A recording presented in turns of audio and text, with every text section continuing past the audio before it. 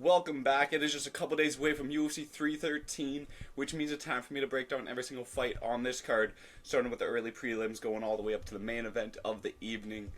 So let me get right into it. Alex Pereira versus Magomed Ankalaev, massive blockbuster fight, highly anticipated. Cannot wait for this one.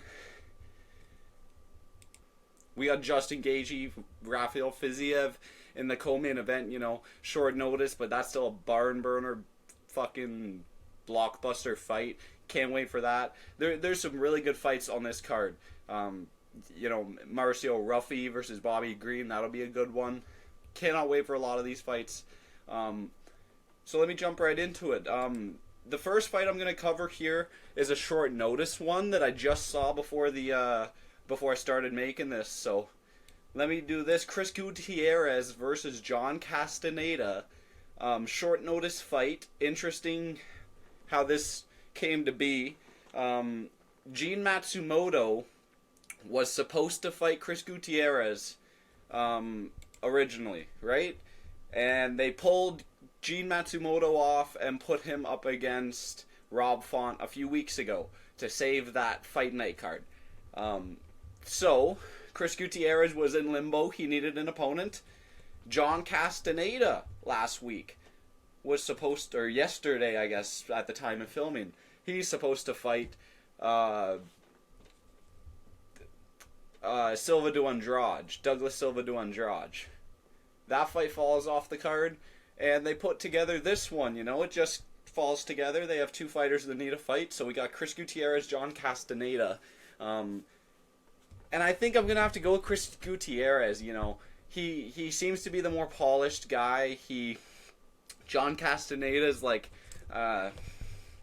one of those, like, he's going to spam takedowns if he can't get them. He doesn't have much more to give. He's gritty. I got to give it to John Castaneda. He's gritty. But I think Chris Gutierrez, his last loss is Song Yadong. That ages incredibly. He was on a run before that. He beat Frankie Edgar. Some of these wins, they look pretty good. Or I guess he lost to Pedro Munoz, but, I think Chris Gutierrez is a step above John Castaneda, so I'm going to have to go with Chris Gutierrez to take home a decision win over John Castaneda. And let me get into the rest of the card now. So, next fight, we've got Rei Tsuruya versus Joshua Van. Rei Tsuruya is 10-0, Joshua Van's 12-2. This is a pretty good fight. I think the win streak's coming to an end for Rei Tsuruya. I think Joshua Van's taking that donut, man. His last win's Carlos Hernandez, but, that was a pretty close fight. Rei Tsuruya, he's just like a flow grappler. That's kind of the best way to describe him. Joshua Van, though, this guy, he warms up after the first round, and then he's in the fight. He is like a whiz on the feet, really good boxing. And I think he's going to just beat up Rei Tsuruya. He's got really good takedown defense as well, Joshua Van. That Charles Johnson loss, Charles Johnson is a pretty good, he's a great fighter. So that loss doesn't look too bad on his record. I'm going to have to go with Joshua Van to take home a decision win over Rei Tsuruya. I think he's going to put it on him.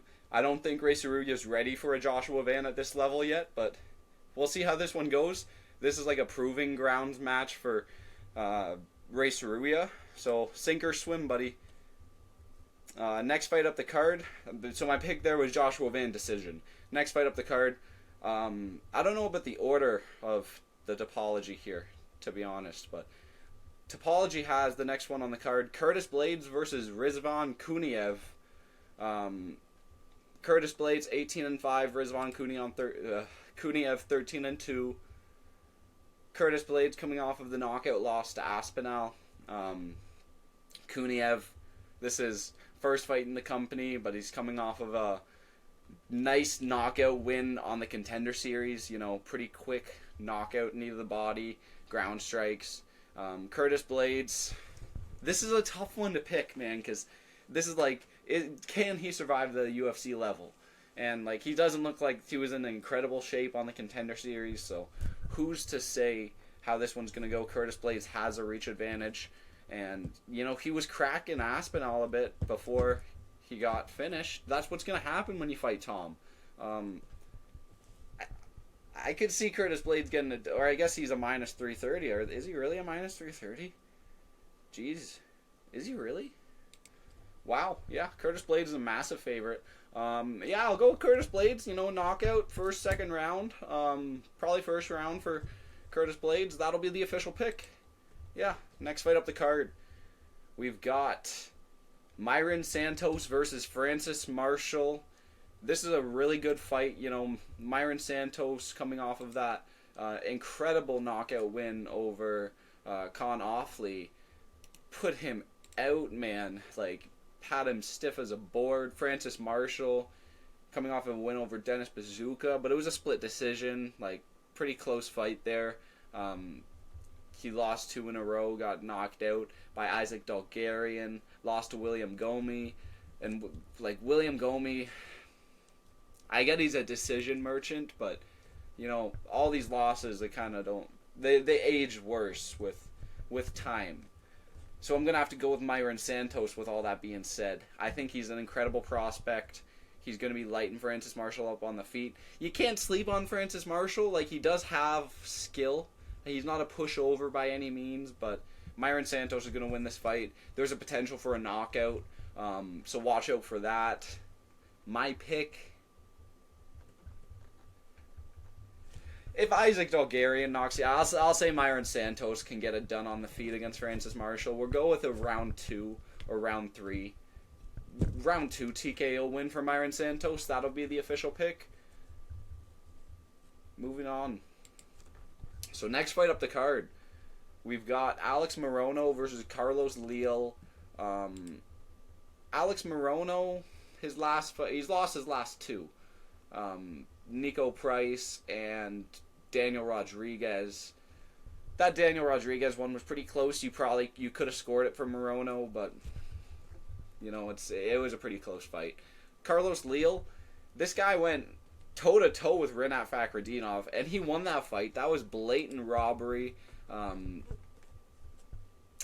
that Rinat Fakhretdinov, he's a fucking dog, man. So for Carlos Leal to have worked him that much in that fight, he's winning against Alex Morono.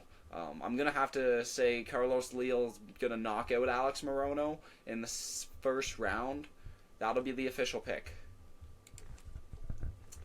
Next fight up the card. We've got Ozzy Diaz versus Djorden Santos.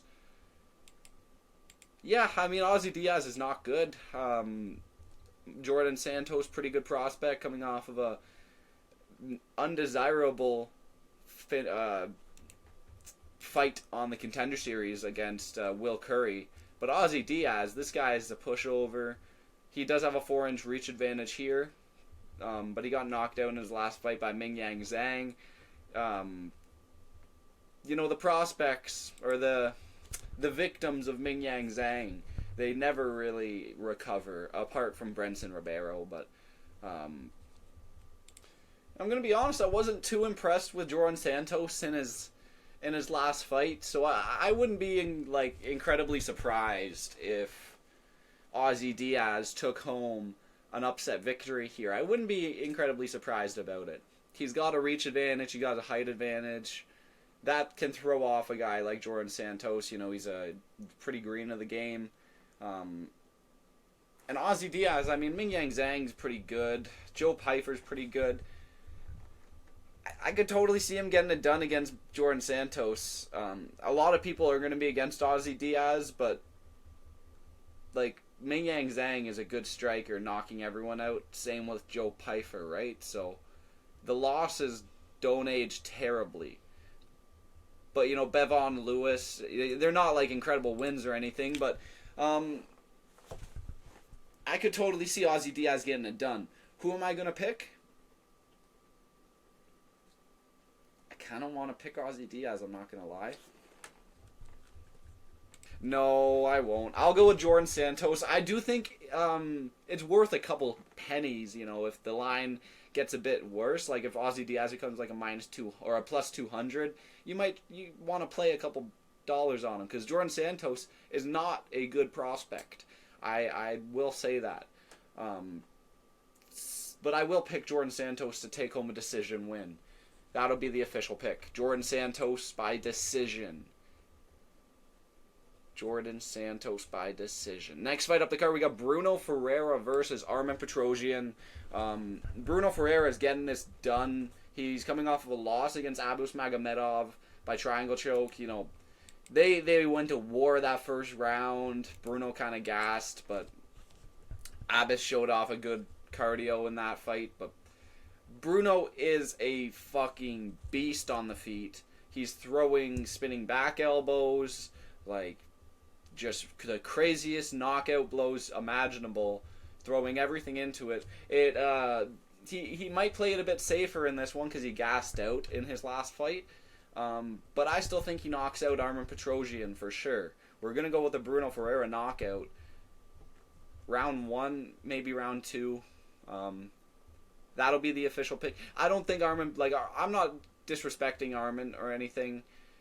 He's lost to, Cal Barallo, Rodolfo Vieira, Sharon Magomedov. They're not the worst losses, but I think that knockout that he's coming off of is going to change him a bit. And, let's be real. Arman Petrosyan's been knocked out a couple times before. Before that, he had been knocked out by Hassan Yousefi. So, not a crazy amount of times, actually, but I think Bruno Ferreira is going to knock out Arman Petrosyan in the first or second round. We're going to go with a round 2 KO win for Bruno Ferreira. That'll be the official pick. Next fight.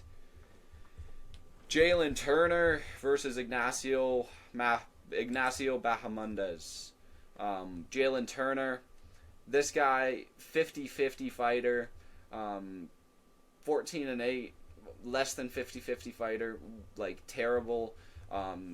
He quits half the time, doesn't want to get finishes, walks away when he knocks people down. Like, it's just a bad look most of the times. Coming off that loss to Renato Moicano, where he should have got that knockout win, but he didn't want it, and instead he gave Moicano the win.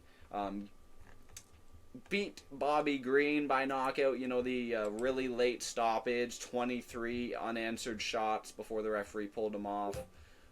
Dan Hooker, split decision loss. That fight too, he had Dan Hooker hurt, couldn't capitalize, ends up just getting a lot of punishment. Bahamondes, this guy's been so impressive in his run. He lost to Ludovic Klein, but Ludovic Klein, I think, would beat the piss out of Jalin Turner.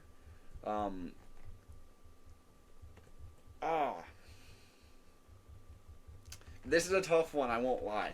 Jalin Turner's his height, but Bahamondes is the same height, same reach, so it kind of extinguishes all of Jalin Turner's advantage that he has anyways.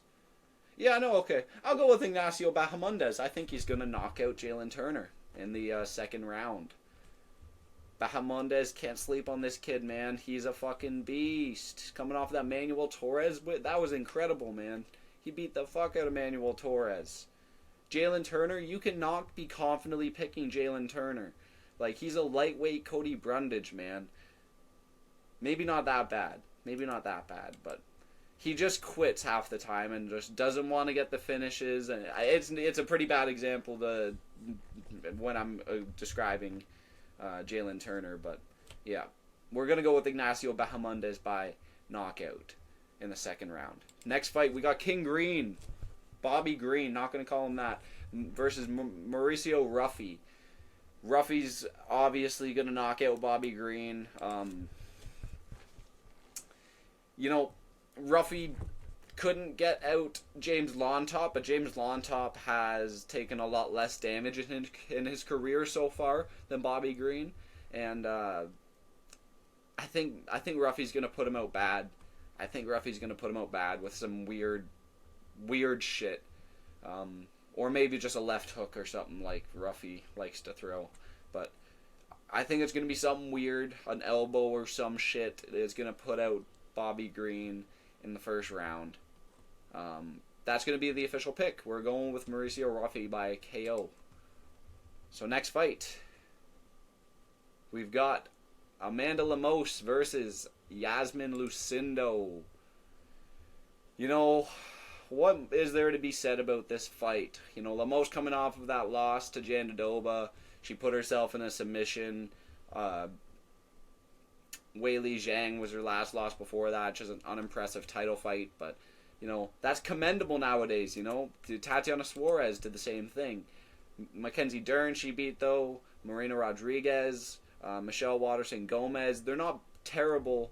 Like, they're pretty good wins, apart from Michelle Waterson-Gomez, but Iasmin Lucindo also beat Marina Rodriguez, Karolina Kowalkiewicz. Her last loss is Iasmin Uruguay, and that loss kind of ages bad. Iasmin Uruguay, she got just obliterated by Ketlin Souza. I think it was Souza, right? Yeah, I'm pretty sure it's Souza. Or it might be Ketlin Vieira. I might have the names wrong. I don't know. But one of the Ketlins on the Sphere card just obliterated Iasmin Uruguay, made her look terrible, and I don't even think she's in the UFC anymore. Iasmin Lucindo, she's like a pretty unimpressive most of the time, but she's been on a run. Past 4 fights, she's won. She's the favorite against Lemos. I think that's crazy. I think Lemos is going to win this fight. Lemos is more proven. She is older at the end of her career, but Iasmin Lucindo is only 23, and she's already 17-5. 5 professional losses at 23. Like, I don't think Lucindo's going to be anything. I think she's going to be like a 50-50 fighter. So I'm going to go with Amanda Lemos to win this fight by decision, split decision most likely, or something like that. But I think Lemos is going to be able to do the better work on the feet. Lucindo's going to be trying to grapple, but we'll see how much she's going to be able to grapple against Lemos after a loss to Jandiroba. That's going to make her want to improve her grappling skills, I think. So I'm going to go with Lemos over Lucindo. Lemos wins by decision. Next fight, Justin Gaethje versus Rafael Fiziev. Rematch, short notice, as I said in the beginning. This is an incredible fight, and I don't want to completely write off Fiziev. I don't. I could see Fiziev being able to knock out Gaethje, especially after the loss Gaethje just took. We don't know how he's gonna look, but we also don't know how Fiziev's gonna look after he's returning from an injury, pretty bad knee injury. He's been out for. When was that? That was 2023? That was that long ago? Was it really? 2023? It was that long ago? It was September of 2023. He's been out for so long. We don't know how Fiziev's going to look. And, that amount of time is very substantial. That's a year and a half. He might have a little bit of ring rust. This is such a tough pick. I don't know is this a 5-round fight or a 3-round fight? Is that official? Is that said anywhere if it's a 5 or a 3-rounder? ESPN.com says it will be a 3-round fight instead of a 5-round fight. So, I could totally see Fiziev getting it done. You know, he's going to be hungry. This is his return fight. But it is a short notice one. This has the same Jamal Hill returning for UFC 300. You know, they coughed up a penny to get him to return, but he's not ready. We don't know how he's gonna look. But Gaethje's coming off just a terrible knockout loss against Max Holloway. I could totally see Fiziev getting it done, man. God, I'm riding Fiziev. I think Gaethje's going to be done. And I think there's a better chance of Fiziev returning from his injury after a year and a half looking fine than there is Gaethje coming back from that terrible KO and being okay again and having another run. I don't think Gaethje has another run in him, is what I'm saying. I think Fiziev's going to knock him out in the first... No. I think Fiziev's taking home a decision victory. I think Fiziev's taking home a decision victory, back and forth barn burner, but Fiziev's going to be doing more work. Gaethje's going to be gun shy. He won't want to go into a war, like a firefight with Fiziev this time. And Fiziev's going to land the more damaging shots and take home a decision victory. That is the official pick, Rafael Fiziev by decision. On to the main event, Alex Pereira versus Magomed Ankalaev. Listen to me. Listen to me. Listen to me. Magomed Ankalaev got his leg torn to smithereens from Jan Blachowicz. And he opted to stand and bang with Jan before he grappled. And he has all these moments. He nearly got like fucking knocked out from Ion Cutelaba. Like Ion Cutelaba is landing bombs on him. Like Alex Pereira is going to obliterate Magomed Ankalaev. Don't get it twisted. This guy's eating Magomed's leg. He's eating his leg with leg kicks. He's gonna chew it up and spit that shit out, and he's gonna knock out Magomed Ankalaev in the first half of this fight, before the 3-round mark. You know, first or second round, we're seeing a knockout for Alex Pereira. Do not get it twisted. Magomed Ankalaev's not a dominant grappler. Not a dominant grappler. Alex Pereira will be able to find the kill shot and put Magomed out. And even if he gets a takedown or two, Alex Pereira, over the course of 5 rounds, even if it doesn't go the exact way I'm saying right now, over the course of 5 rounds, Alex Pereira will do enough on the feet to secure a decision victory. This could go 2 ways. Alex Pereira could win a decision, or Alex Pereira could knock out Magomed. Magomed has no chance. He's getting chinned. He's getting put out. Alex Pereira, end of story. Poton, let's go. That's the official pick. Pereira by round 2 KO. A lot of people are going to be saying Pereira's done, all this, all that. Listen, you can get away with being older in the heavier weight categories. Like light heavyweight, heavyweight. These guys can be 40 years of age, or 37 in Pereira's case, and have a great title run. Pereira's cementing himself this time. You guys thought it was over. It's not over. Pereira's putting Magomed out. That's the official pick. Round 2 KO, Pereira. Let me know what you guys think. Make sure to like, comment, subscribe. Thanks for watching the video. We'll be back here for more soon. Have a good one.